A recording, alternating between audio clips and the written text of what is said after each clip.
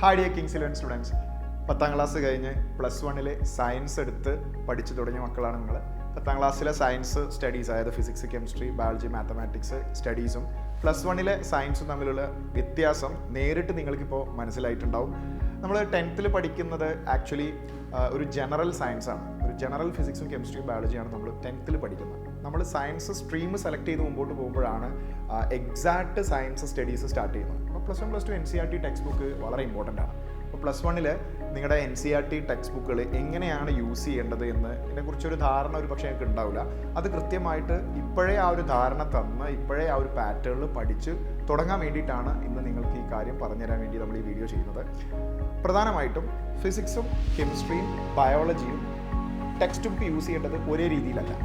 അപ്പോൾ ഫിസിക്സ് നമുക്ക് സ്റ്റാർട്ട് ചെയ്യാം. ഫിസിക്സ് NCERT നിങ്ങൾ ലൈൻ ബൈ ലൈൻ വായിക്കേണ്ടതില്ല. കാരണം ഇപ്പം നിങ്ങൾ ലൈൻ ബൈ ലൈൻ വായിച്ചാൽ നിങ്ങൾക്കത് ആക്ച്വലി മനസ്സിലാവാൻ സാധ്യതയില്ല. കാരണം അതിൻ്റെ ലാംഗ്വേജ് കുറച്ച് ഡിഫറെൻ്റ് ആണ്. നമ്മൾ 10th ടെക്സ്റ്റ് ബുക്ക് യൂസ് ചെയ്യേണ്ട പോലെയല്ല +1 NCERT ടെക്സ്റ്റ് ബുക്ക് യൂസ് ചെയ്യുന്നത്. അപ്പോൾ 10th ഇപ്പം CBSE സിലബസ് പഠിച്ച കുട്ടികൾക്ക് അറിയാൻ സാധ്യതയുണ്ട്. കാരണം CBSEയുടെ NCERT text book 10th NCERT text ബുക്കും +1 NCERT ഒരു പാറ്റേൺ സിമിലറാണ്. പക്ഷേ എന്നാൽ വ്യത്യാസമുണ്ട്. സ്റ്റേറ്റിൽ പഠിച്ച കുട്ടികൾക്ക് ടെക്സ്റ്റ് ബുക്ക് ആക്ച്വലി അവർക്ക് ഈസി ആയിട്ട് മനസ്സിലാവുന്ന രൂപത്തിലുള്ളൊരു ഡിസൈനാണ്. നമ്മൾ ഓരോ സൈഡ് ഹെഡിങ്, ഓരോ സബ് ടോപ്പിക്കും അതിലെന്താണ് പഠിക്കേണ്ടത്, അതിൻ്റെ എക്സാമ്പിൾ, അതിൻ്റെ പ്രോബ്ലംസ് ഉണ്ടെങ്കിൽ അത്, അതിൻ്റെ ഡയഗ്രാംസ് ഉണ്ടെങ്കിൽ അത്, അങ്ങനെ ഒരു പാറ്റേണിലാണ് പോവുക. അടുത്ത ടോപ്പിക്ക് ഈ ഒരു ഓർഡറിലാണ് പോവുക. അപ്പോൾ ക്ലാസ്സും ഏകദേശം അതേ ഓർഡറിലാണ് 10th നമ്മൾ പഠിക്കുന്നത്. പക്ഷേ +1 വരുമ്പോൾ NCERTയുടെ ഒരു ഓർഡറും NCERTയിൽ കാര്യങ്ങൾ എക്സ്പ്ലെയിൻ ചെയ്യുന്ന രീതിയും നിങ്ങൾ 10th യൂസ് ചെയ്യുന്ന പോലെ അല്ല. പല സ്ഥലങ്ങളിലായിട്ടായിരിക്കും അത് കൊടുത്തിട്ടുണ്ടാവുക. മാത്രമല്ല അവർ യൂസ് ചെയ്യുന്ന ടെക്നിക്കൽ വേർഡ്സും ലാംഗ്വേജസും ഒക്കെ നിങ്ങൾക്ക് അത്ര ഫെമിലിയർ അല്ലാത്തതുകൊണ്ട് അത് ലൈൻ ബൈ ലൈൻ വായിച്ചാൽ ഒരു പക്ഷേ നിങ്ങൾക്ക് മനസ്സിലാക്കാൻ പ്രയാസമുണ്ടാവും. അതുകൊണ്ട് ലൈൻ ബൈ ലൈൻ വായിക്കണമെന്ന് നിർബന്ധമില്ല. വായിച്ചാൽ നല്ലതാണ്, നിർബന്ധമില്ല. പക്ഷേ നിങ്ങൾ ഉപയോഗിക്കേണ്ടത് അതിലത്തെ സോൾവ്ഡ് എക്സാമ്പിളും എക്സസൈസും തീർച്ചയായിട്ടും നിങ്ങൾ സോൾവ് ചെയ്യണം. NCERTയിലെ ഫിസിക്സിലെ solved example and exercise. Solved example ഓരോ ടോപ്പിക് കഴിയുമ്പോൾ അവരൊരു എക്സാമ്പിൾ പ്രോബ്ലം ഉണ്ടാവും, ചോദ്യവും അതിന് ഉത്തരവും. അത് കൃത്യമായിട്ട് നിങ്ങൾ വായിച്ച് നോക്കണം, സോൾവ് ചെയ്യണം, ഡൗട്ട് ഉണ്ടെങ്കിൽ ചോദിക്കണം. കെമിസ്ട്രിയിലേക്ക് വരുമ്പോൾ കെമിസ്ട്രിയിൽ ഫിസിക്കൽ കെമിസ്ട്രി നിങ്ങൾക്കത് പഠിച്ചോണമെന്ന് മനസ്സിലാവും. ഫിസിക്കൽ കെമിസ്ട്രി ഏതാണ്, ഏതൊക്കെ ചാപ്റ്റേഴ്സ് ആണെന്നുള്ളത്. ഫിസിക്കൽ കെമിസ്ട്രി എന്ന് പറയുന്ന ബ്രാഞ്ച് നിങ്ങൾ ഫിസിക്സ് ചെയ്യുന്ന പോലെ തന്നെ അതിലത്തെ പ്രോബ്ലംസ് ആണ് സോൾവ് ചെയ്യേണ്ടത്. ലൈൻ ബൈ ലൈൻ വായിക്കണമെന്ന് നിർബന്ധമില്ല. പക്ഷേ ഓർഗാനിക് കെമിസ്ട്രിയും ഇനോർഗാനിക് കെമിസ്ട്രിയും നിങ്ങൾ NCERT ലൈൻ ബൈ ലൈൻ വായിക്കേണ്ടതുണ്ട്. അത് ഇപ്പോഴേ വായിച്ച് തുടങ്ങണം. ഫിസിക്സ് നിങ്ങൾ ലൈൻ ബൈ ലൈൻ വായിക്കേണ്ട, പ്രോബ്ലംസ് സോൾവ് ചെയ്യണം മതി. കെമിസ്ട്രിയിൽ ഫിസിക്കൽ കെമിസ്ട്രി നിങ്ങൾ ഫിസിക്സ് ചെയ്യുന്ന പോലെ തന്നെ NCERT പ്രോബ്ലം സോൾവ് ചെയ്യാൻ വേണ്ടി യൂസ് ചെയ്യാം. ഓർഗാനിക്കും ഇനോർഗാനിക്കും ഫുള്ളായിട്ട് ടെക്സ്റ്റ് ബുക്ക് വായിക്കുന്നത് നല്ലതാണ്. ഇപ്പോഴേ അത് ശീലിച്ച് തുടങ്ങണം. ബയോളജിയിലേക്ക് വരുന്ന സമയത്ത് നീറ്റ് ആസ്പിരൻസ് ആണെങ്കിൽ ബയോളജി കംപ്ലീറ്റ് ആയിട്ട് നിങ്ങൾ വായിച്ചിട്ടുണ്ടാവണം. ലൈൻ ബൈ ലൈൻ അണ്ടർലൈൻ ചെയ്ത് വായിച്ചു പോകണം. ഇനി JEEക്കാരെ സംബന്ധിച്ചിടത്തോളം മാത്സിൻ്റെ ടെക്സ്റ്റ് ബുക്ക് അവർ യൂസ് ചെയ്യേണ്ടത് അതിലത്തെ എല്ലാ പ്രോബ്ലംസും അഡീഷണൽ എക്സസൈസ് അടക്കം എല്ലാ പ്രോബ്ലംസും നിങ്ങൾ ചെയ്തിട്ടുണ്ടാവണം. നിങ്ങൾ ചെയ്യാത്ത ഒരു പ്രോബ്ലം പോലും NCERT മാത്തമാറ്റിക്സ് ടെക്സ്റ്റ് ബുക്കിൽ ഉണ്ടാവരുത്. നിങ്ങൾ JEE ആസ്പിരൻസ് ആണ്. അപ്പോൾ തീർച്ചയായിട്ടും നിങ്ങൾ ആ എല്ലാ ക്വസ്റ്റ്യനും ചെയ്തിട്ടുണ്ടാവണം. ഇനി എന്തിനാണ് നമ്മൾ ഈ സോൾവ്ഡ് എക്സാമ്പിളും NCERT ക്വസ്റ്റ്യൻസും ചെയ്യണമെന്ന് പറയുന്നതെന്ന് ചോദിച്ചാൽ, ഒന്നാമത്തെ കാര്യം കൺസെപ്ഷ്യൽ ക്ലാരിറ്റിക്ക് വേണ്ടിയിട്ടാണ്. അതായത് ഒരു ടോപ്പിക്കിൻ്റെ പ്രോബ്ലംസ് ചെയ്യുമ്പോഴാണ് ആ ടോപ്പിക്ക് എന്താണ് ഉദ്ദേശിക്കുന്നത് എന്നുള്ള ഒരു ക്ലാരിറ്റി നിങ്ങൾക്ക് കിട്ടും. അപ്പോൾ നമ്പർ 1 ഫോർ കോൺസെപ്ഷ്യൽ ക്ലാരിറ്റി. മറ്റ് സബ്ജക്റ്റുകൾ കെമിസ്ട്രിയും ബയോളജിയും ഒക്കെ NCERT വായിക്കണം എന്ന് പറഞ്ഞതും അതേ കാര്യത്തിന് എന്താണ്, കോൺസെപ്ഷ്യൽ ക്ലാരിറ്റിക്കാണ്. ഫിസിക്സിൽ പ്രോബ്ലം ചെയ്യുമ്പോഴാണ് ആ ക്ലാരിറ്റി കിട്ടുക. മാത്സിലും അതേപോലെ പ്രോബ്ലം ചെയ്യുമ്പോഴാണ് ആ ക്ലാരിറ്റി കിട്ടുക. ഞാനൊരു എക്സാമ്പിൾ പറയാം.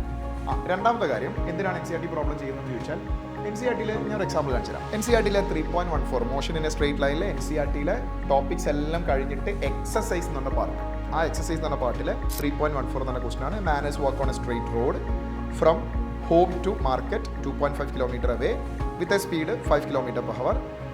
Fine market is closed instantly, turns and walk back home with a speed 7.5 km/h. ഇനി അതിൻ്റെ ക്വസ്റ്റ്യൻസ് ഉണ്ട്. ആവറേജ് സ്പീഡ്, ആവറേജ് വെലോസിറ്റി, പിന്നെ വ്യത്യസ്ത ടൈം ഇൻ്റർവെല്ലിൽ ആവറേജ് സ്പീഡൊക്കെയാണ് അവർ ചോദിക്കുന്നത്. ഇത് കുറച്ച് ലെങ്തി പ്രോബ്ലം ആണ്. ഇത് സോൾവ് ചെയ്യാൻ കുറച്ച് സമയം എടുക്കും. കുറച്ച് നമ്മൾ എഫേർട്ട് ഇട്ടിട്ട് വേണം ഈ ക്വസ്റ്റ്യൻ നമ്മൾ ചെയ്യണമെങ്കിൽ. പക്ഷേ ഇത് ചെയ്യണമെന്ന് നമ്മൾ പറയുന്നത് എന്തുകൊണ്ടാണെന്ന് വെച്ച് കഴിഞ്ഞാൽ, ഒന്ന്, ഈ ക്വസ്റ്റ്യൻ ചെയ്യുന്നതിലൂടെ ആവറേജ് സ്പീഡ് എന്താണ്, ആവറേജ് വെലോസിറ്റി എന്താണ് എന്നുള്ളത് ഒരു കോൺസെപ്ഷ്യൽ ക്ലാരിറ്റി നിങ്ങൾക്ക് കിട്ടും. പ്രോബ്ലം ചെയ്യുന്നതിലൂടെ മാത്രമേ നമുക്ക് ആ കോൺസെപ്ഷ്യൽ ക്ലാരിറ്റി കിട്ടുള്ളൂ.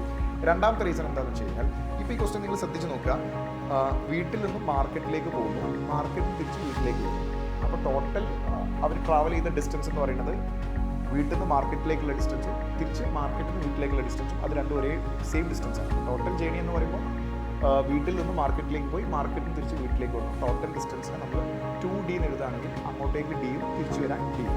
അതാണ് ആ ക്വസ്റ്റ്യൻ്റെ ഒരു സോൾ എന്ന് പറയുന്നത്.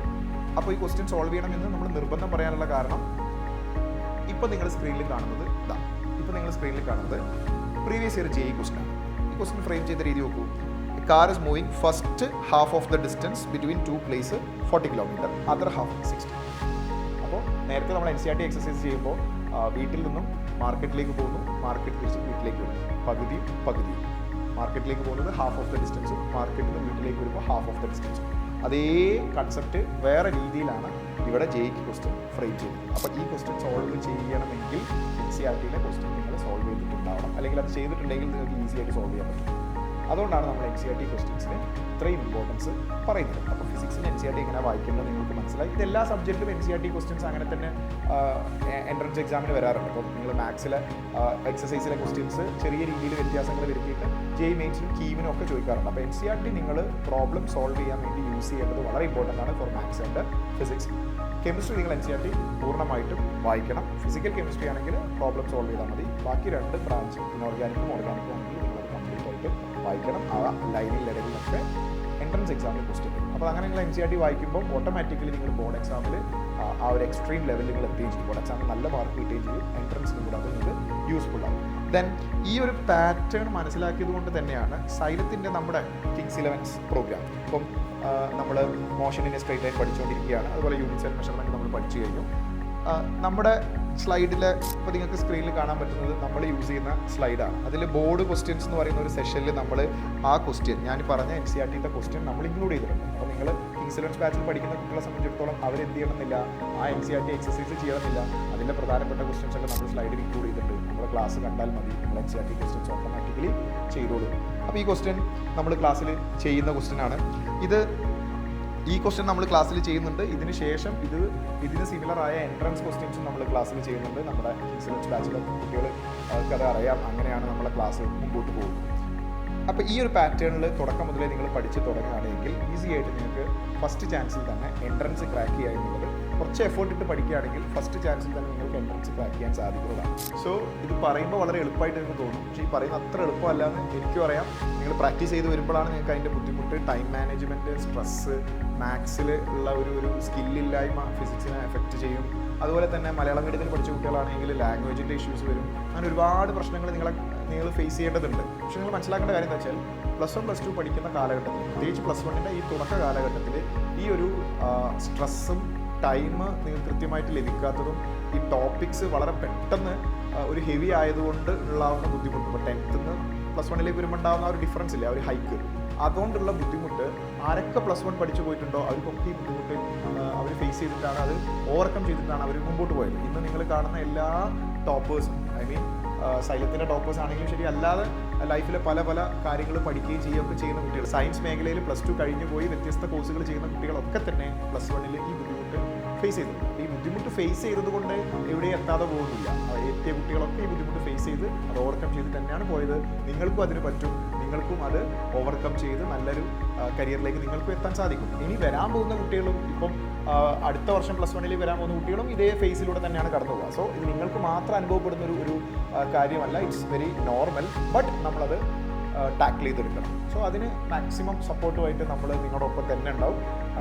ഇതേപോലത്തെ കാര്യങ്ങളൊക്കെ കൃത്യമായിട്ട് പറഞ്ഞു തരാനും നമ്മുടെ കണ്ടൻറ്റ് നിങ്ങൾ കൃത്യമായിട്ട് എത്തിക്കാനും ഒക്കെ തന്നെ നമ്മൾ ഈ ചാനലിൽ നമ്മുടെ ടീച്ചേഴ്സിനെ എന്ത് ചെയ്യും, നിങ്ങൾ പഠിക്കുന്ന കാലം, നിങ്ങൾ +1 മുമ്പോട്ട് പോകുന്ന സമയത്തൊക്കെ ഓരോ എക്സാമിൻ്റെ സമയത്തൊക്കെ തന്നെ നിങ്ങൾ ക്ലാസ്സുകളായിട്ടും ഇത്തരം ഇൻഫർമേഷൻസ് ആയിട്ടും നമ്മൾ നിങ്ങളോടൊപ്പം തന്നെ ഉണ്ടാവും. So stay tune this channel dear students. Thank you so much. Bye and all the best.